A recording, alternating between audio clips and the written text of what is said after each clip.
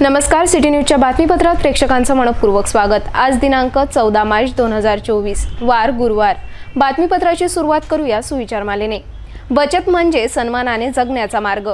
आजचा सुविचार आपण बघितला, आता बघूया बातमीपत्रातील ठळक बातम्या।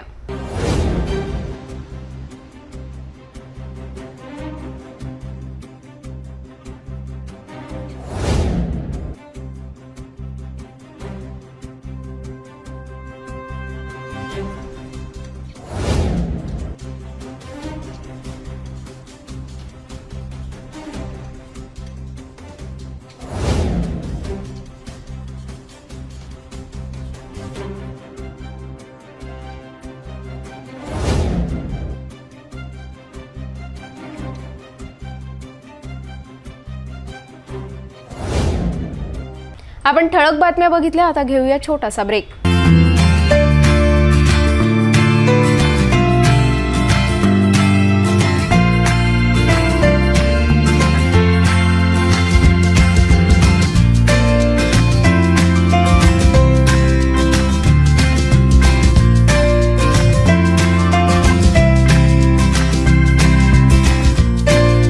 संपूर्ण लग्न बसता आराधना जवाहर रोड अमरावती। ब्रेक नंतर बघूया सविस्तर बातम्या। नेहमीप्रमाणे मंगळवारी शहरात दूध विकायला आलेल्या एका दूध विक्रेत्यावर चाकूने हल्ला करून 4000 हिसकावून आरोपी पसार झाले। ही खळबळजनक घटना मंगळवारी रात्री अमरावती रेल्वे स्टेशन समोर घडली। या प्रकरणात आता पोलीस आरोपीचा शोध घेत आहे। गेल्या मंगळवारी रात्री 9:30 वाजताच्या दरम्यान अमरावती रेल्वे स्टेशन चौकात दुचाकीवरून आलेल्या एका दूध विक्रेत्याला मध्यरात्री अडवून त्याच्याकडील 4000 रुपयांची रोकड हिसकाविली। आरोपीने चाकूने वार करून त्याला रक्तबंबाळ करून पसार झाले। या हल्ल्यात दूध विक्रेता सर्वेश राजेंद्र काळभोर राहणार वडगाव माहुरे हा गंभीर जखमी झाला। त्याला तातडीने इरविंद रुग्णालयात उपचारासाठी दाखल करण्यात आले। सर्वेश नेहमीप्रमाणे गावातून दूध विकायला जात असल्याचे सांगण्यात येत आहे। अशा स्थितीत मंगळवारी रात्री 9:30 वाजेच्या सुमारास ते अमरावती येथे दूध विक्री करून परतत असताना अचानक 4 ते 5 जणांनी त्यांना रेल्वे स्टेशन चौकात अडवून धमकावून चाकूने हल्ला करून सर्वेश यांच्याकडील 4000 रुपये जबरदस्तीने हिसकाविले आणि पळून गेले। घटनेची माहिती कोतवाली पोलिसांना मिळताच सिटी कोतवाली पोलीस तात्काळ दाखल झाले। पोलिसांनी या प्रकरणाचा तपास सुरू केला आहे। जखमी सर्वेश काळभोर यांची अमरावती शिवसेना जिल्हा प्रमुख अरुण पडोळे यांनी भेट घेऊन आरोपींना तात्काळ अटक करण्याची मागणी पोलिसांकडे केली आहे। सध्या आरोपी विरुद्ध सिटी कोतवाली पोलिसांनी गुन्हे दाखल करून आरोपीच्या शोधात पोलीस लागले आहे। शहर कोतवाली पासून हाकेच्या अंतरावर असलेल्या मालवीय चौकातील कृष्णा मोबाईल नामक दुकान फोडण्याचा अयशस्वी प्रयत्न चोरट्यांनी केला। मालक कमलेश चमनलाल चंदवानी गुरुवारी सकाळी दुकान उघडण्यासाठी आले असता दुकानाचे कुलूप वाकलेल्या अवस्थेत आढळून आले। चोरीचा संशय आल्याने चंदवानी यांनी सिटी कोतवाली पोलीस स्टेशन गाठले। सीसीटीव्ही कॅमेऱ्यात चोरटे कैद झाले असून त्यांच्या हातात रॉड दिसतो आहे, मात्र पोलिसांनी गुन्हा दाखल केला नसल्याची माहिती आहे। मालवीय चौकातील कृष्णा मोबाईलचं दुकान फोडण्याचा अयशस्वी प्रयत्न चोरट्यांनी केला। मालक कमलेश चमनलाल चंदवानी गुरुवारी सकाळी दुकान उघडण्यासाठी आले असता दुकानाचे कुलूप वाकलेल्या अवस्थेत आढळून आले। चोरीचा संशय आल्याने चंदवानी यांनी सिटी कोतवाली पोलीस स्टेशन गाठले। सीसीटीव्ही कॅमेऱ्यात चोरटे कैद झाले असून त्यांच्या हातात रॉड दिसतो आहे। पोलिसांनी सुजान मालकांची तक्रार लिहून घेतली, मात्र अद्यापपर्यंत गुन्हा दाखल केले नसल्याचे स्पष्ट केले। मेरा नाम कमलेश है, कमलेश चंदवानी। मैं सुबह आया था शॉप पे, मेरी मोबाइल की शॉप है कृष्णा मोबाइल। तो सुबह मैं आया था तो एक लॉक तोड़ने की कोशिश किया था किसी ने भी। तो फिर मैंने बाजू के शॉप पे चेक किया, कैमरा चेक किया उनका, तो वहाँ पे एक चोर मेरे को दिखा जाते हुए आगे। वो कैमरा टर्न कर रहा था और मेरा शटर पे थोड़ा मतलब ताला तो ख़राब किया होता मेरा शटर का। तो मैं थाने में गया था पर मेरी कंप्लेंट नहीं लिया। उन्होंने एक रफ पेपर पे मेरा नाम लिखा, दुकान का नाम लिखा। उन्होंने बोला हम पेट्रोल पका लेंगे, पर मेरी ऐसी मांग है कि मेरी दुकान कोतवाली के आजू बाजू में ही है, 100 मीटर की। तो मेरी मतलब मांग है कि थोड़ी पेट्रोलिंग बढ़ाए और थोड़ा ख्याल करे। क्या पेट्रोलिंग वाढविण्यात येणार असल्याचे दुकान मालकला सांगून परत केल्याचे सांगण्यात येत आहे। अज्ञात चोरटा कोण यांच्या तपासात आता सिटी कोतवाली डीबी पोलीस लागले आहे। सीसीटीव्ही फुटेज जप्त करून तपास कामाला सुरुवात करण्यात आली। शहरात ठिकठिकाणी रेतीचे ठिय्या आढळून येत आहे, तर सकाळी मध्यरात्रीच अनेक ओव्हरलोड वाळूचे ट्रक शहरात आगमन होत आहे। अमरावतीत रेती घाट बंद असताना एवढा साठा जमा कसा होत आहे? याला रॉयल्टी आहे का? कोणाच्या साठेलोटेवरून शहरात रेती ठिये तयार झाले आहे, असा प्रश्न अमरावती तहसीलदार विजय लोखंडे यांना विचारला असता त्यांनी एका वर्षात अवैध रेती कारवाईची माहिती स्पष्ट केली। 3 पथक तयार करण्यात आल्याचे स्पष्ट करण्यात आले। मग 3 पथक असताना सुद्धा शहरात अनेक ठिकाणी रेतीचे डेपो कसे तयार झाले? कोणत्या अधिकाऱ्यांचे रेती व्यावसायिक ट्रक मालक सोबत साठेलोटे तर नाही ना, असा प्रश्न आता निर्माण होत आहे। अमरावती जिल्ह्यातील रेती घाट बंद असतानाही बाहेर राज्यातून आणि इतर जिल्ह्यातून अनेक वाळूचे ट्रक दाखल होत आहे। अनेक परिसरातील मोकळ्या जागेत वाळूचे साठे जमा झाल्याचे दिसून येत आहे। यावर अमरावती तहसीलदार तसेच दंड अधिकारी विजय लोखंडे यांना विचारले। त्यांनी एका वर्षात पथकाने अवैध रेती कारवाईचा पाढाच स्पष्ट केला। जिल्हाधिकारीसह उपविभागीय अधिकारी यांच्या मार्गदर्शनात 3 पथक तयार केले आहे। अवैध रेती ट्रक अवैध रेती साठे असले तर कारवाई केल्या जाते, अशी प्रतिक्रिया स्पष्ट केली। एका वर्षात 3ही पथकाने 1 कोटींचा दंड वसूल केल्याचे सुद्धा सांगण्यात आले आहे। अमरावती शहरामध्ये मोठ्या प्रमाणात रेती आलेली आहे। अनेक ठिकाणी ठिय्या सुद्धा रेतीचे साठे दिसत आहेत। काय नोंद आहे, किती प्रमाणात आलेली रेतीची? जी काही अमरावती शहरामध्ये गौण खनिजाची वाहतूक आहे त्या अनुषंगाने माननीय जिल्हाधिकारी व माननीय उपविभागीय अधिकारी यांच्या सूचनेनुसार व मार्गदर्शनानुसार 3 पथक तहसील कार्यालयातले तयार करण्यात आलेले आहे। त्यांच्यामार्फत सदर वाहनांची वारंवार तपासणी होते आणि तसेच जे काही अवैध वाहतूक आहे, अवैध वाहतुकीच्या संदर्भात जे काही वाहतूक करताना वाहन आढळून येतात त्यांच्यावर जप्तीची कार्यवाही या पथकामार्फत केली जाते आणि ज्या ठिकाणी असे अवैध साठे आढळतात त्यांची सुद्धा माहिती या पथकाकडून ते संबंधित ठिकाणी जाऊन त्यांना विचारपूस करतात, त्यांच्याकडे पावतीची मागणी करतात, जेणेकरून त्यांच्याकडे जर पावती नसेल तर तो साठा ते जप्त करून तशा प्रकारची जी माहिती आहे ती या तहसील कार्यालयास देतात व इथून आम्ही त्यांना नोटीस काढतो की तुम्ही या संदर्भात तुमची जी काही आहे, जी कागदपत्र तुमच्याकडे आहे ते या कार्यालयात सादर करा आणि त्या अनुषंगानं पुढील कार्यवाही आम्ही या ठिकाणी करत असतो। तर आता या अनुषंगानं आतापर्यंत आम्ही जवळपास या वर्षामध्ये 65 वाहनांवर अवैध वाहनांवर कार्यवाही केलेली आहे आणि त्या अनुषंगानं त्यांच्याकडून 1 कोटीच्या जवळपास दंड देखील यावर्षी वसूल करण्यात आलेला आहे। तर आपल्या अमरावती शहरातील व आजूबाजूचे जे नागरिक आहेत त्यांना याद्वारे अशी सूचना आहे की त्यांनी गौण खनिज रेती असो मुरुम असो हे खरेदी करताना संबंधित जे काही ठेकेदार असतील, वाहतूक करणारे व्यावसायिक असतील यांच्याकडून रीतसर त्यांच्याकडे पास असल्याशिवाय त्यांच्याकडून खरेदी करण्यात येऊ नये, अन्यथा याचा भुर्दंड संबंधित जे घेणारे आहेत गौण खनिज विकत घेणारे त्यांना पडू शकतो।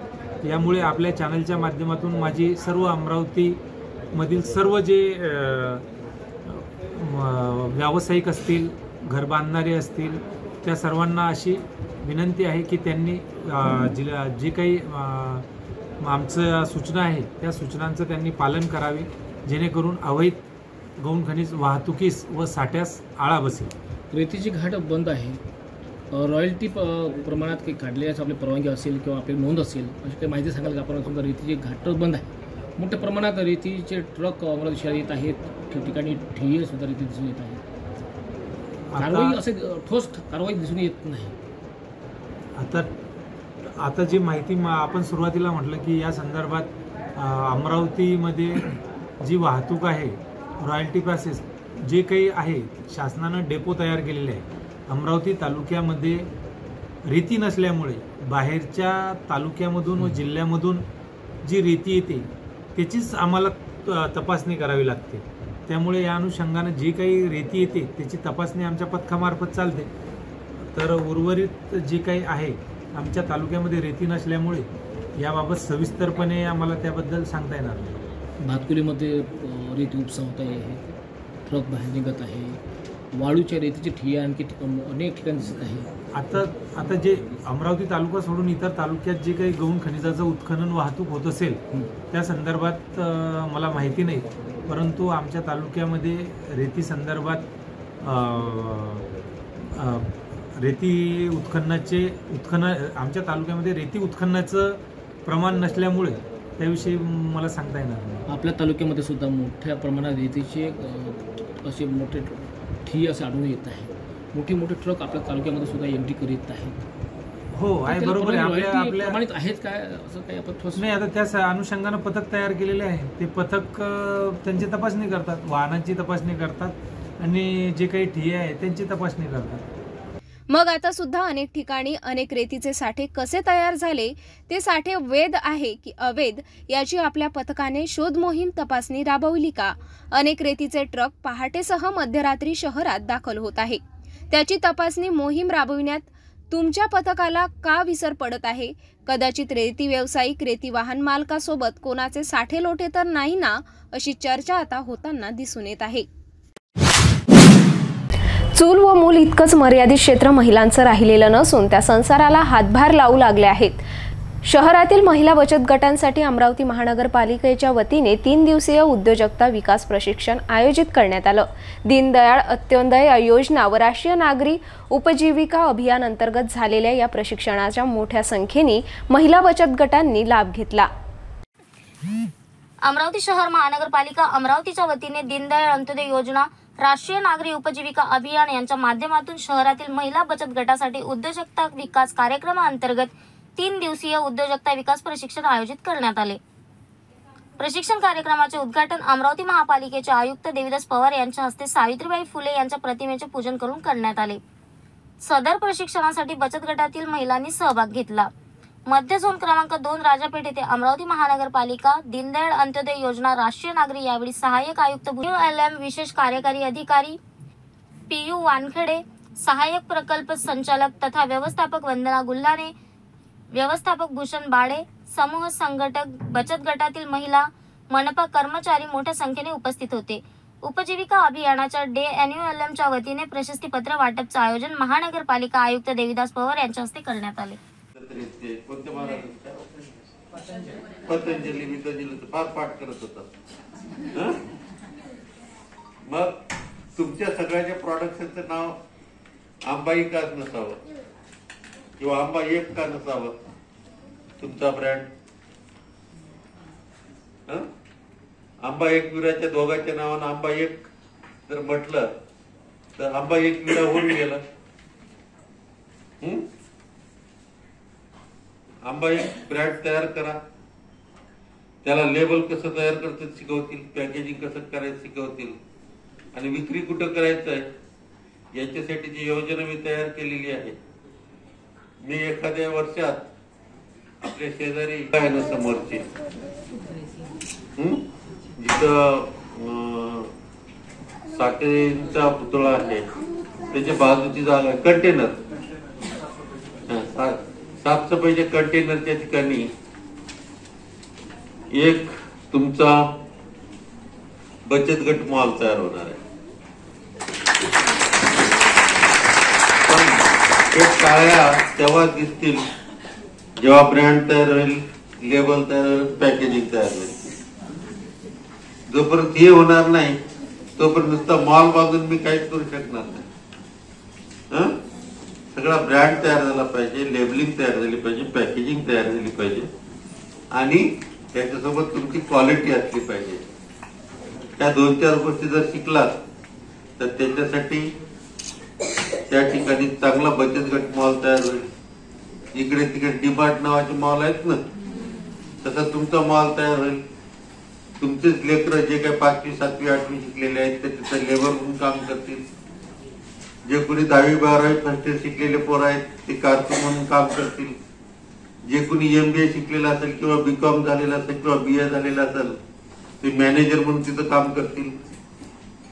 आणि तुम्ही घरी बसल्या बसल्या ते प्रॉडक्ट तयार करताल. काही जण प्रॉडक्ट तयार करतील, काही जण पॅकेजिंग करतील, काही जण लेबलिंग करतील, काही जण मार्केटिंग करतील. लोकसभा निवडणूक 2024 करिता आता भाजपाने आपल्या उमेदवारांची दुसरी यादी जाहीर केली असून यात विदर्भातील 10 पैकी 4 उमेदवारांना पुन्हा संधी मिळाली आहे। मात्र विदर्भातून अमरावती लोकसभेची जागा अद्याप भाजप पक्षाने घोषित केली नाही। आगामी लोकसभा निवडणुकीसाठी भारतीय जनता पक्षाने उमेदवारांची दुसरी यादी जाहीर केली आहे। भाजपाने जाहीर केलेल्या यादीत राज्यातील 20 उमेदवारांच्या नावांचा समावेश आहे। यात विदर्भातील 10 पैकी 4 जागेवर भाजपचे उमेदवार जाहीर करण्यात आले आहे। नागपूरमधून केंद्रीय मंत्री नितीन गडकरी, चंद्रपूरमधून सुधीर मुनगंटीवार, वर्ध्यातून रामदास तडस यांना तिसऱ्यांदा उमेदवारी मिळाली आहे। महाराष्ट्रातून लोकसभेसाठी कोणते 20 उमेदवार रिंगणात आहेत ते बघूया। चंद्रपूर येथून सुधीर मुनगंटीवार, रावेर येथून रक्षा खडसे, जालना रावसाहेब दानवे, बीड पंकजा मुंडे, पुणे मुरलीधर मोहोळ, सांगली संजय काका पाटील, माढा रणजित निंबाळकर, धुळे सुभाष भामरे, उत्तर मुंबई पियुष गोयल, उत्तर पूर्व मिहीर कोटेचा, नांदेड प्रतापराव चिखलीकर, अहमदनगर सुजय विखे पाटील, लातूर सुधाकर शृंगारे, जळगाव स्मिता वाहग, दिंडोरी भारती पवार, भिवंडी कपिल पाटील, वर्धा रामदास तडस, नागपूर नितीन गडकरी, अकोला अनुप धोत्रे, नंदुरबार डॉक्टर हिना गावित असे भाजपचे लोकसभा उमेदवार घोषित करण्यात आले असून यात अद्याप अमरावतीचा उमेदवार घोषित केला नाही। हे विशेष। वन विभागातील शासकीय सेवकांविरुद्ध होत असलेल्या अन्यायाविरुद्ध लढण्यासाठी बहुजनाय वन विभाग अधिकारी कर्मचारी संघटना नव्याने स्थापन करण्यात आली आहे। संघटनेचा अजेंडा तयार करण्यात आला असून कार्यकारिणी गठीत करण्यात आली आहे। याविषयीची माहिती पत्रकार परिषदेत देण्यात आली। मी राजेंद्र गांधरे, प्रदेश अध्यक्ष बहुजनाय वन विभाग अधिकारी व कर्मचारी संघटना महाराष्ट्र राज्य। आम्ही आपल्या महाराष्ट्र राज्याची जी ओबीसी महासभा अध्यक्ष आहेत प्रवीणजी गाढवे यांच्या नेतृत्वाखाली आम्ही एक संघटना तयार केलेली आहे। या सगळ्याचं धोरण असं, याचं कर्तव्य असं आहे, याचं कारण असं होतं की वन विभागामध्ये संघटना आहेत त्या निष्णात झालेल्या आहेत, म्हणून संघटनेचं पूर्ण ध्येय धोरण आणि पूर्ण आखून ही नवीन संघटना आम्ही उद्या सांगलेली आहे। ह्या वन विभागातील जे कर्मचारी आहेत यांच्यावर जे अत्याचार होतात, अन्याय होतात, त्यांच्या अडीअडचणी कोणी जाणून घ्यायला कोणी तयार नाही। त्या अधिकारी आणि कोणत्यामध्ये तणतणा वाढत आहेत। वनाच्या संरक्षणाकडे आणि संवर्धनाकडे दुर्लक्ष होत आहे। हे वनाचं संरक्षण चांगलं व्हावं, संवर्धन करता यावं, यातून त्यांना वाटचाल करता यावी, त्यांना पुढाकार घेता यावा, म्हणून वन कर्मचारी अधिकारी यांच्यामध्ये ताणतणा दूर होईल या दृष्टिकोनातून आम्ही हा अन्याय सहन करणार नाही, या दृष्टीने संघटना तयार आम्ही करण्यात आलेली आहे। तसेच आमच्या वन विभागामध्ये जे अधिकारी वर्ग आहेत ते भावसेवा दर्जाचे अधिकारी आहेत, ते बदला करताना धोरण राबवलं जात नाही। ते धोरण राबवताना शासनाच्या धोरणाचं अवलंबन केलं जात नाही। ते धोरण चांगल्या पद्धतीनं करता यावं, शासनाने पायमल्ली होणार नाही, कोणत्याही नियमाची पायमल्ली होणार नाही, याच्याकडे दुर्लक्ष होणार नाही, हीच आमची या संघटनेची भूमिका आहे।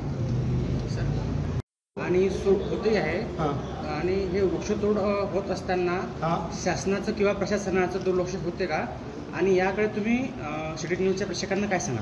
हां, तर आम्ही हे सांगत नाही की बा जे वृक्षतोड आहेत त्या थांबवल्या गेली पाहिजे। याच्याकरता जो कर्मचारी आणि अधिकारी ताणतणाव आहे याच्यातून मुळात दृष्टिकोन तोच, हा ताणतणाव कमी झाल्याशिवाय हे जे त्याच्यावर जे जबाबदारी दिली आहे ती जबाबदारी कमी पडल्याशिवाय ते वृक्षतोड थांबवल्या जाणार नाही। वृक्षतोड काही दुर्लक्ष होत आहे त्याचं कारण आमचं तेच आहे, नाकाबंदी करणे, पूर्ण गस्ती करणे, पेट्रोलिंग करणे, हा आमचं त्याच्यामध्ये ध्येय तेच आहे। ठीक है सर, थैंक यू सर। भेटूया एका छोट्याशा विश्रांतीनंतर। किचन गृहिणी से जुड़ा एक अटूट हिस्सा, जहां उसे मिले हर एक चीज अपनी सही जगह पर। इसलिए Amba stainless steel kitchen trolley आपको लगने वाली साइज अनुसार, आपके किचन के अनुसार, बिल्कुल आपकी इच्छा अनुसार उच्चतम क्वालिटी के किचन ट्रॉलीज मैन्युफैक्चरिंग से सीधे आप तक, यानी 100% वाजिब दाम, ना देखभाल की जरूरत, ना जंग लगने की परेशानी, आसानी से वॉश करने हेतु उत्कृष्ट कैरियर सिस्टम, साथ ही स्टेनलेस स्टील जीना रेलिंग, डेकोरेटिव ग्रिल एवं गेट भी हम बना कर देते हैं। Amba stainless steel kitchen trolley, Dastur Nagar Chowk के पास, MIDC रोड, अमरावती, महाराष्ट्र। विश्रांतीनंतर पुन्हा आपले स्वागत। मुलांना आवडणाऱ्या क्रिकेट शौकीनांसाठी दसरा मैदान येथे क्रिकेट सामन्याचं आयोजन करण्यात आलंय। छावा मित्र मंडळ तर्फे आयोजित या सामन्यात शहरी व ग्रामीण संघ सहभागी झालेत। श्री शक्ती महाराज यांच्या प्रमुख उपस्थितीत झालेल्या शुभारंभाला मान्यवर उपस्थित होते। छावा मित्र मंडळातर्फे दसरा मैदान येथे क्रिकेट सामन्याचे आयोजन करण्यात आले। छावा मित्र मंडळातर्फे आयोजित या सामन्यात शहरी व ग्रामीण संघ सहभागी झालेत। श्री शक्ती महाराज यांच्या प्रमुख उपस्थितीत झालेल्या शुभारंभाला आयोजक गणेश गवई, झोपडपट्टी शहराध्यक्ष जितू भुजबळ, अध्यक्ष सौरभ स्वर्गे यांच्यासह मान्यवर उपस्थित होते। दसरा मैदान येथील सामन्यात शहरी व ग्रामीण संघ सहभागी झालेत। 21,500, 15,500 व 11,500 याप्रमाणे अनुक्रमे विजेत्यांना बक्षीस देण्यात येत आहे। काली माता के आशीर्वाद से, माता जी की मेहरबानी से आज हम लोग हनुमान जी महाराज संकट मोचन का दरबार है, उस दरबार के पास में दशहरा मैदान है। शिलांगन जो अपन बोलते शिलांगन मैदान, शिलांगन रोड शिलांगन मैदान, जो अपनी महाकाली माता अमरावती शहर की अम्बा नगरी अम्बा माता एकवीरा माता इनकी कृपा मेहरबानी से आज हमारे छाया मित्र मंडल दशहरा मैदान, छाया मित्र मंडल इन लोगों ने आज प्लास्टिक बॉल की टूर्नामेंट इन लोगों ने लिए, इनकी मित्र मंडल ने। तो आज हम लोगों को इन्होंने आमंत्रण किए है और ये सब मेरे परिवार के लोग हैं, बच्चे मेरे सब, ये मेरे अभी के मेहमान नहीं है, मेहमान नहीं है, ये मेरे घर के लोग हैं, परिवार के लोग हैं। अभी कुछ समय पहले शिवाजी महाराज के पूजन हो चुका है हमारे हस्ते और सभी मित्र मंडल के हस्ते, और हमारे साथ में जो कुणाल भाई गुप्ता ये भी साथ में है, हमारे मित्र मंडल परिवार के भी लोग सब साथ में हैं। अभी कुछ ही क्षण में यहाँ पे टूर्नामेंट चालू होंगी प्लास्टिक बॉलिंग की। इस टूर्नामेंट में बलगांव, बंडेरा, अमरावती शहर, चांदूर रेलवे, कई प्रकार के हमारे सभी मित्र मंडल के परिवार वाले लोग आए हैं बॉलिंग करने के लिए, प्लास्टिक बॉलिंग के टूर्नामेंट के लिए। मैं इनको भी महाकाली माता शक्तिपीठ प्रतिष्ठान श्री राष्ट्रीय राम सेना की ओर से मैं इनको हार्दिक अभिनंदन करता हूं सभी को। और मेन हमारे जितने टूर्नामेंट लिए हमारे सभी बच्चे पदाधिकारी छाया मित्र मंडल वाले, इनका भी मैं हार्दिक शुभेच्छा करता हूं।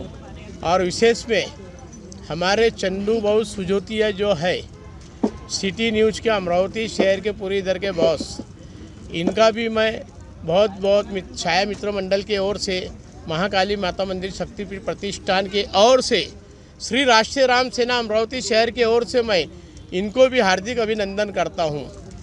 और माता का आशीर्वाद से मुझे ये मालूम है आज इन्होंने 3 बख्शिश का प्रोग्राम रखा हुआ है। जो भी जिसके तकदीर में है वो इस अमरावती अम्बा नगरी छाया मित्र मंडल की तरफ से ये लोग बख्शिश लेके जाएंगे बच्चे। पहला बख्शिश 21,500, सेकंड 15,500, तीसरा 11,500 ये बख्शिश का वितरण होने वाला है। और मुझे विश्वास है जिसकी भी तकदीर में आज यहाँ की लक्ष्मी जो ले जा रहे हैं और नई भी जो लेके जाएंगे उनको भी आशीर्वाद है माँ का, क्योंकि माँ सबकी होती है। ये तो एक अपने को परिपाटी चल रही है कि टूर्नामेंट होना चाहिए, ये होना चाहिए, कुछ प्रगति होना चाहिए हमारे छाया मित्र मंडल वालों के करके हमने ये सब आयोजन रखे हैं बख्शिश का। बस मैं यहाँ पे मेरे 2 शब्द तो विराम करता हूँ और गौ माता का जयकारा करके और महाकाली माता का जयकारा करके मैं विराम करता हूँ। बोलो महाकाली माता की जय। हर हर जय भवानी, जय भवानी, जय शिवाजी, जय भवानी। बोलो महाकाली माता की जय। महात्मा ज्योतिबा फुले व डॉक्टर बाबासाहेब आंबेडकर यांच्या जीवनचरित्रावर स्पर्धा परीक्षेचं आयोजन करण्यात आलं आहे। येत्या 5 मे रोजी होणारी ही स्पर्धा परीक्षा तथागत टीव्ही चॅनलच्या वतीने आयोजित करण्यात आली आहे। तक्षशिला महाविद्यालयात होणाऱ्या या परीक्षेची माहिती पत्रकार परिषदेत देण्यात आली। सामग्री उपलब्ध करून देता येईल आणि विद्यार्थ्यांपर्यंत, तरुणांपर्यंत, प्रौढांपर्यंत, महिलांपर्यंत आणि युवक वर्गांपर्यंत हा विचार आपल्याला नेता येईल, त्या दृष्टिकोनातून याचं आयोजन केलं आहे। ही परीक्षा कनेक्टिविटी कुछ भी नहीं है, इसलिए भी वो थोड़ा दुर्लक्षित रहता है। और दूसरी बात ये कि वो पूरे बहुत ज्यादा रश के जगह है, वो पब्लिक ज्यादा जा नहीं सकती। देखिए आप दोनों लोगों ने जो अच्छा मुद्दा निकाला है, आप लोग उस बारे में कुछ लीड करते हैं तो हम आपके साथ में हैं। लगने वाला जो भी खर्चा है, आपने बोर्ड का बोला और कुछ भी बोला, उसके लिए मैं जिम्मेदारी लेता हूँ। खर्चे के लिए जितना भी खर्चे लगे, 1 लाख लगे, 50 लाख, 10,000, 20,000, 2 लाख, कोई प्रॉब्लम नहीं। अपन खर्चा करने के लिए तैयार है। आप लीड करो, हम आपके साथ में हैं। ठीक है। 1 रुपयाची फाकड घ्यावी, कारण फाकड हे जीवन जगण्यासाठी मदत करतो आणि पुस्तक हे कसं जीवन जगलं पाहिजे हे मदत करतो, यासाठी मदत करतो। म्हणून या कथाकृत टीव्ही चॅनलनं हा फार एक म्हणजे याच्या आधी आम्ही अशा उपक्रमासाठी सगळ्या पत्रकारांनी या कार्याला सहकार्य करावं। आम्ही आपल्या पत्रकारांमधून याचा प्रचार आणि प्रसार कसा करता येईल या हेतूने या परिषदेमध्ये आम्ही तुम्हाला विनंती करतो। जय भीम, जय भारत, जय हिंद। ते भरभराट कसं येईल त्यासाठी आपण हा शुल्क त्या ठिकाणी आकारलेला। मागच्या वर्षी आपण 50,000 रुपये पहिलं बक्षीस दिलं, तुम्ही पत्रकार परिषदेला होता। दुसरं 25,000 दिलं, त्याचं प्रोत्साहन देतोय आपण की ती जे विद्यार्थी आहेत ते विद्यार्थी ना आपण कोणत्या रूपात कामी पडलो पाहिजे। जर तो एखादा विद्यार्थी गरीब असेल त्याला जर 50,000 रुपयाचं बक्षीस लागलं तर त्याच्या आज त्याच्या जीवनात कामी पडले ते पैसे। मागच्या वेळेस भातकुली तालुक्यातला तर पोरानं बक्षीस नेलं, त्याने सांगितलं की मी 40,000चे साहेब पुस्तक घेतले, तुमचं अभिनंदन। म्हणजे असं आम्हाला त्याच्यापासून उपयोग झाला। 200 रुपये घेणं म्हणजे फार मोठं हे नाही, परंतु जर आम्ही तसं मुक्त ठेवलं त्याला किंमत येत नाही शिक्षण। आम्ही जर असं वाटप केला आजावसा बाजावसा पारखी तर त्याला किंमत येत नाही। शुल्क काहीतरी असावं आणि त्यात ते शुल्क असावं आणि त्या शुल्काचा उपयोग आम्ही आमच्या चॅनलला करतो। कथाकृत टीव्ही चॅनलच्या भरभराटीसाठी मैं बरखा बजे टीवी चैनल की सदस्य जयंतराव सोनवणे महात्मा बाबा साहेब अम्बेडकर इनके उपलक्ष्य में और ज्योतिबा फुले इनके उपलक्ष्य में हम लोग परीक्षा लेने वाले हैं तक्षशिला कॉलेज में। तक्षशिला कॉलेज में हम लोग लेने वाले हैं हर साल। इस साल भी हमने परीक्षा का नियोजन किया है और हमको हर साल प्रतिशत अच्छा मिलता है और हम 200 रुपये उसकी फी रखी है। तो आपसे जनता से निवेदन है कि आप यानी कि आप लोग भी इस परीक्षा का लाभ लें, क्योंकि बाबा साहब अम्बेडकर की किसी को माहिती ज़्यादा से ज़्यादा नहीं है, तो उसकी माहिती होना चाहिए। क्योंकि लोगों ने अलमारी में उस पुस्तिका को रख दिया है और उसे हम बाहर निकालना चाहते हैं और जनता के इसमें लाना चाहते हैं कि उनके बारे में जानकारी ले। आपकी यहाँ सभी लोगों को इसकी जानकारी नहीं है। गोरगरीब व गरजूंची आरोग्य तपासणी व्हावी तसंच स्वतःच्या आईवडिलांना स्मृतिदिनी अभिवादन घडावं या उद्देशाने बेलोरा येथे आरोग्य तपासणी शिबिर आमदार बच्चू कडू यांच्या पुढाकारात करण्यात आलं। प्रहार जनशक्ती पक्ष, जीवन आधार सामाजिक संस्था नागपूर व शालिनीताई मेघे हॉस्पिटल यांच्या वतीने आयोजित या शिबिराचा 1070 गरजूंनी लाभ घेतला। तसंच रक्तदात्यांनी रक्तदान करून श्रद्धांजली वाहिली। या शिबिरात नेत्र तपासणी करून गरजूंना मोफत चष्मे वाटप करण्यात आलं। आमदार बच्चू कडू यांचे वडील स्वर्गीय बाबारावजी कडू व आई स्वर्गीय इंदिरा आई कडू यांच्या स्मृतिप्रीत्यर्थ मोफत महाआरोग्य शिबिर घेण्यात आलं। यामध्ये रक्तदान शिबिरासह चष्मे वाटपही करण्यात आलं। बेलोरा येथे झालेल्या या शिबिरामध्ये प्रहार जनशक्ती पक्ष, जीवन आधार सामाजिक संस्था नागपूर व शालिनीताई मेघे हॉस्पिटल यांचा सहभाग होता। यांच्या माध्यमातून हे शिबिर आयोजित करण्यात आलं। या महाशिबिरामध्ये 1670 नागरिकांनी कॅम्प तपासणीचा लाभ घेतला। तसंच पुढील मोफत उपचारांकरता डॉक्टरांच्या सल्ल्यानुसार 180 पेशंटना रेफर करण्यात आलं। गोरगरिबांच्या परिवाराला आधार उपलब्ध व्हावा या हेतूने आमदार बच्चू कडू यांच्या वतीनं नेहमीच या प्रकारे आयोजन करण्यात येतं।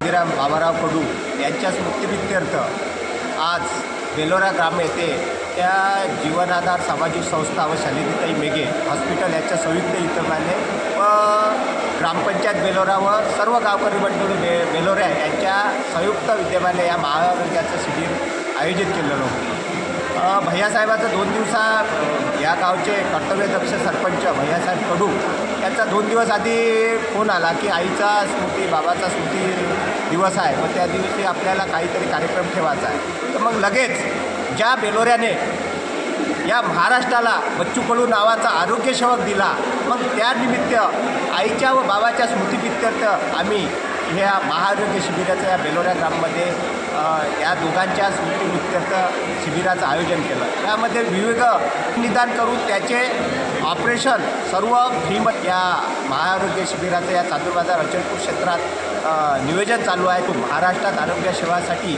या आईवडिलाचा पुत्र आज या कार्यक्रमाचं आयोजन केलं आहे.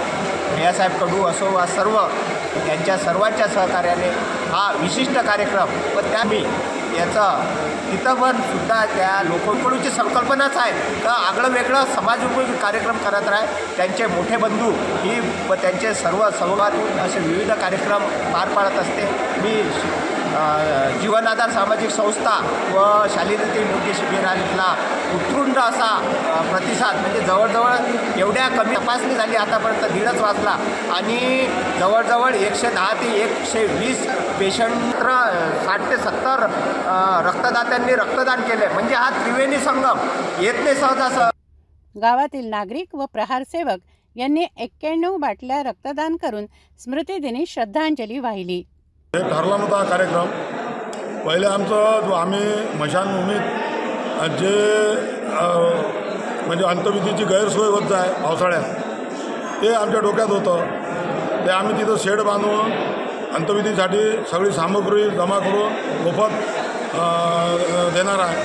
आणि पण काय झालं की प्रहारचा कार्यकर्ता म्हटलं की रुग्णसेवा त्याच्या डोक्यात राहते. लगेच त्याच्याबरोबर हे पण डोक्यात क्लिक झालं की आपल्याला आता रुग्णसेवाचा आपला मेन आपला कार्यक्रम असते. म्हणून आम्ही हे वेळेवर 2 दिवसात नियोजन करून आणि वेळेवर जो नियोजन असून हे 1 नंबरचं आमचं प्रहार कार्यकर्ते आणि गावातील लोकांमुळे आमचं 1 नंबरचं नियोजन करून आम्ही आज यशस्वीरित्या आमचं रोगनिदान शिबिर आणि झालं. यामध्ये कुठल्या कुठल्या आजाराचे शस्त्रक्रिया या ठिकाणी आयोजित करण्यात आले? या ठिकाणी जे काही गावातील छातीचे काही आहे, काही BP, शुगर, नेत्र आणि काही ज्या मणक्याचे, हार्टचे जे काही इथून पेशंट आपल्याला शस्त्रक्रियासाठी निघणार आहे या शिबिरातून, त्यांची आम्ही एकदम उत्तम जाणं येण्यास सुद्धा जेवणा खावण्याची सगळ्या त्यांच्या आरोग्याच्या तपासण्या शस्त्रक्रिया करून गाडीनं इथून नेऊन आणि परत गाडीनं इथे येऊन आम्ही त्यांना त्यांच्या घरी सोडून हे आम्ही रुग्णसेवा या कार्यक्रमातून करणार. नेत्र तपासणी करून शिबिरामध्ये 430 जणांना मोफत चष्म्यांचं वाटप करण्यात आलं. बेलोरा गावामध्ये बच्चू कडू यांच्या आई व बाबांच्या स्मृतीप्रित्यर्थ मोक्षधाम येथील अंत्यविधी टीन सेट बांधून लोकार्पण देखील करण्यात आलं होतं. असे विविध उपक्रम राबवण्यात येत आहेत. तसंच यापूर्वीही असे उपक्रम राबवण्यात आले आहेत.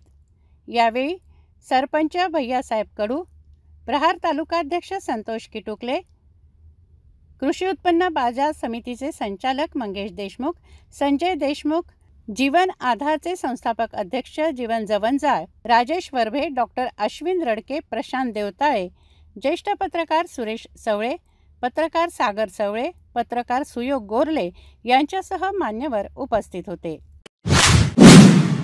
भारतात आल्यानंतर ब्रिटिशांनी व्यापार वाढवण्यासाठी दळणवळणाची साधनं निर्माण केली. त्याचपैकी एक म्हणजे अचलपूर येथील झुकझुक गाडी शकुंतला. 1916 मध्ये सुरू झालेल्या शकुंतलामुळे छोटी छोटी गावं जोडली गेली होती. परंतु स्वातंत्र्यानंतर शकुंतलेची दुर्दशा झाली आहे. नेते मंडळींच्या उदासीनतेमुळे 2015 पासून बंद झालेल्या शकुंतलेचा आमचे प्रतिनिधी नितेश किल्लेदार यांचा हा वृत्तांत. अमरावती जिले के अचलपुर में ब्रिटिश कालीन शकुंतला रेल, यह रेल ब्रिटिश सरकार के समय शुरू की गई थी. यह रेल विगत 8 वर्षों से बंद पड़ी है. इस रेल की पटरियों पर कांटे, घास उगने का यह चित्र है. ब्रिटिश कालीन समय में इस रेल से सागवान, कपास आदि फसलों की यातायात अचलपुर से मूर्तिजापुर की जाती थी। प्रतिदिन अचलपुर से मूर्तिजापुर जाने वाली यह ब्रिटिशकालीन रेल अब तक ब्रिटिश सरकार के अधीन थी, जिसे भारत सरकार ने अब अपने ताबे में लिया है। इस रेल को ब्रॉडगेज कराने के लिए कई सारे सत्याग्रह हुए, कई सारे आंदोलन हुए, फिर भी आज तक यह रेल ब्रॉडगेज नहीं हो पाई। अगर यह रेल ब्रॉडगेज हो जाती है तो अचलपुर के किसानों को, व्यापारियों को, विद्यार्थियों को कई सारी सुविधाएं उपलब्ध हो सकती है। कांग्रेस सरकार की उदासीनता में भी यह रेल मंजूर नहीं हो पाई। इस रेल को शुरू करने के लिए तत्कालीन सांसद अनंत गुड़े ने प्रयास किए थे। उन्होंने रेल बजट में 450 करोड़ रुपए मंजूर कराए थे, जिसमें आधे रकम राज्य सरकार को देनी थी और आधी केंद्र सरकार को देनी थी। परंतु अब तक के यह रेल ब्रॉडगेज नहीं हो पाई। यह रेलवे स्टेशन खंडर बन चुका है। यहाँ की फिनले मिल यह भी पिछले 2 वर्षों से बंद पड़ी है। इस रेल को शुरू करवाने के लिए वर्तमान सांसद नवनीत राणा के प्रयास भी विफल रहे हैं। नवनीत राणा द्वारा हाल ही में रेल बजट में इस रेल को ब्रॉडगेज कराने के लिए प्रश्न उठाया गया। रेल बजट में मंजूरात दिलाई गई, परंतु यह रेल शुरू कब होगी यह बताना मुश्किल है। यह रेल का स्टेशन है परतवाड़ा अचलपुर जुड़वा नगरी के बीच ये स्टेशन आता है, जहाँ पर टिकट घर है और आरक्षण यहाँ पर सुबह 8 बजे से दोपहर 2 बजे तक पूरे भारतवर्ष में ट्रेन का आरक्षण किया जा सकता है। यहाँ आरक्षण कराने के लिए सुबह से कतारबद्ध लोगों की भीड़ रहती है, जो सुबह से आरक्षण कराने के लिए यहाँ पर आते हैं। शकुंतला रेल ब्रॉडगेज करने के लिए अचलपुर परतवाड़ा रेल बचाओ सत्याग्रह समिति द्वारा भी कई सारे आंदोलन किए गए, परंतु उन्हें भी सफलता नहीं मिल पाई। यह रेल दोबारा शुरू करने की मांग उन्होंने की, परंतु यह रेल अगर ब्रॉडगेज की जाती है तो यह रेल पूरे दिल्ली लाइन को जोड़ी जा सकती है। अचलपुर से 29 किलोमीटर चांदरो बाजार है। चांदरो बाजार को अगर ये लाइन जोड़ी जाती है तो दिल्ली तक सफ़र लोग कर सकते हैं। यहाँ पर देख रहे हैं आप, पूरा आने जाने का ट्रेन का चार्ट लगा है। बुकिंग का समय सुबह 8 बजे शुरू होता है। जब यह रेल चलती थी तब यहाँ पर यह रेल अचलपुर स्टेशन से जाया करती थी। सन 2015 में देखिए आप, ये रेल जो है बंद हो चुकी है। जहाँ पर यह स्टेशन नौबाग स्टेशन, चमक, हुस्ता बुजुर्ग, पत्रोट, अंजनगांव, कापूसतल्ली, कोकरडा, लेहगांव, बनोसा, लखपुरी, मूर्तिजापुर ऐसे स्टेशनों से चलती थी। परंतु अभी रेल बंद हो चुकी है और यहाँ पर केवल आरक्षण होता है। सर, ये आरक्षण कितने बजे से कितने बजे तक रहता है?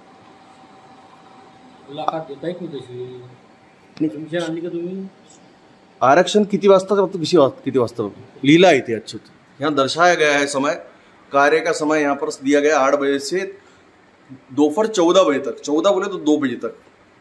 और यहाँ से पूरे डेबिट कार्ड, क्रेडिट कार्ड भी यहाँ स्वीकार किए जाते हैं और यहाँ सब ये सुविधा उपलब्ध है, लेकिन रेल शुरू नहीं है। यह रेल कब शुरू होंगी ये बताना मुश्किल है। बहरहाल यह रेल को शुरू करने के लिए वर्तमान सांसद नवनीत राणा ने मोदी सरकार में प्रयास किए हैं, लेकिन उन प्रयासों को कब सफलता मिलेंगी यह बताना मुश्किल है। यह रेल शुरू करने के लिए कई बड़े नेताओं तक कई बार आंदोलन किए गए, लेकिन यह रेल ब्रॉडगेज होने पर इस क्षेत्र का विकास होने की बात आम नागरिक करते हैं। मैं नितेश किल्लेदार, सिटी न्यूज, परतवाडा। म्हणजे किती दिवसा अगोदर चोरी झालेला आहे? आता 2 दिवस झाले समजा। म्हणजे काय पाणीचं फिल्टरेशन होतं? फिल्टर होतं हां, आणि वरचे पत्र घेऊन गेले। पत्रही चोरी झालेले? पत्र चोरी झाले, वरचे काय पूर्ण शेड काढून घेऊन गेले। हे इथं कोणी मग सुरक्षेसाठी लोक नाही आहेत का? नाही, कोणी नाही, रात्री कोणीच नसतं। अच्छा। अमरावती जिले में अचलपुर में ब्रिटिशकालीन शकुंतला रेल सन 1916 में यह रेल ब्रिटिश सरकार के समय शुरू की गई थी। इस रेल को मुंबई पोर्ट तक कपाल ले जाने के लिए इस्तेमाल में लिया जाता था। आपको बता दें कि सन 1952 में यह रेल की जो है जिसका डीजल इंजन हुआ, उसके बाद यह रेल अचलपुर से मूर्तिजापुर जाती थी और मूर्तिजापुर से यवतमाल पैसेंजर लाइन को जोड़ती थी। करीब 190 किलोमीटर बिछी नैरोगेज रेल की पटरी पर यह रेल 5 डब्बों वाली ट्रेन चला करती थी। एक समय था यह ट्रेन कोयले पे चलती थी, जिसके बाद इसका विकास होकर डीजल पे चली। विगत 2015 से यह रेल बंद हो चुकी है। इस रेल को ब्रॉडगेज कराने के लिए तत्कालीन सांसद आनंदराव अड़सूड़ के प्रयास भी विफल रहे। वहीं सांसद नवनीत राणा ने भी बार बार इसके लिए केंद्र सरकार में प्रयास किए, लेकिन केंद्र सरकार के रेल के मंत्री जो है डॉक्टर अश्विन, यह भी इस बारे में किसी प्रकार की जो महत्वपूर्ण भूमिका नहीं निभा पाए। इस रेल को ब्रॉडगेज करने के लिए सत्याग्रह समिति द्वारा कई बार आंदोलन भी किए गए हैं। नागपुर में केंद्रीय मंत्री नितिन गडकरी की मुलाकात ली गई, मुख्यमंत्री तक यह बात पहुंचाई गई, परंतु यह रेल शुरू नहीं हो पाई। यहाँ के स्थानीय विधायक बच्चू कडू इनके भी इस रेल को शुरू करने के प्रयास रहे, परंतु यह रेल आखिर कब ब्रॉडगेज होंगी इस पर सभी की निगाहें लगी है। यहाँ से चांदोर बाजार केवल 32 किलोमीटर है। नरखेड़ चांदोर बाजार लाइन को ब्रॉडगेज जोड़ा जा सकता है, जबकि यहाँ से मूर्तिजापुर तक के जंक्शन पर यह लाइन जोड़ी जा सकती है। लेकिन जनप्रतिनिधियों के अभाव के कारण जनप्रतिनिधियों के प्रयास कहीं ना कहीं विफल हो रहे हैं। वहीं पर लोकसभा के चुनाव मुंह पर है और लोकसभा चुनाव के मुंह पर अचलपुर की फिनले मिल यह अब तक ब्रॉडगेज नहीं पाई। यह महत्वपूर्ण मुद्दा है। अचलपुर की रेल बंद है, अचलपुर का फिनले मिल बंद है। आखिर इतने बड़े मुद्दे अगर ये सुलझा नहीं पाए तो क्या करेंगे हमारे आने वाले सांसद? यह सवाल जनता पूछ रही है। मैं कैमरामैन मोनी के साथ हितेश किल्लेदार, सिटी न्यूज, अचलपुर। जाता जाता पुन्हा एकदा आजच्या ठळक बातम्या।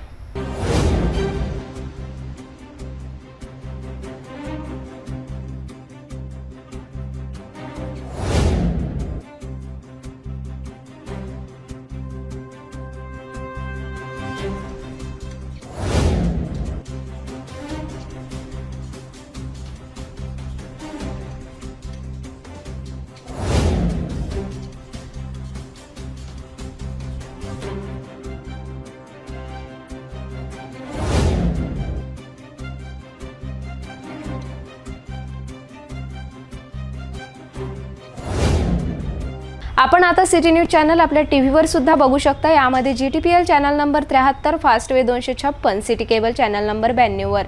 जर आपल्या टीव्हीवर सिटी न्यूज चॅनल दिसत नसेल तर आपण आपल्या केबल ऑपरेटरशी संपर्क करावे। आपण सिटी न्यूज केबलच्या व्यतिरिक्त यूट्यूब, फेसबुक, इंस्टाग्राम आणि ट्विटरवर सुद्धा बघू शकता। याकरिता सोशल मीडिया अकाउंट सबस्क्राइब करा, फॉलो करा, लाईक करा। यूट्यूब अकाउंट सबस्क्राइब करण्याकरिता सबस्क्राइब बटनला क्लिक करा आणि बेल आयकॉन दाबायला विसरू नका, कारण सर्वात आधी समाचार आपल्यापर्यंत पोहोचणार आहे। तसेच सिटी न्यूजचे फेसबुक पेज लाईक करा, इंस्टाग्राम आणि ट्विटर हँडल फॉलो करा। आपण व्हॉट्सॲपवर सुद्धा सूचना देऊन न्यूज प्राप्त करू शकता। व्हॉट्सॲप नंबर खाली स्क्रीनवर येत आहे। हे बातमीपत्र एवढ्यावरच थांबूया। पुन्हा भेटूया नवीन घडामोडींसोबत। नमस्कार।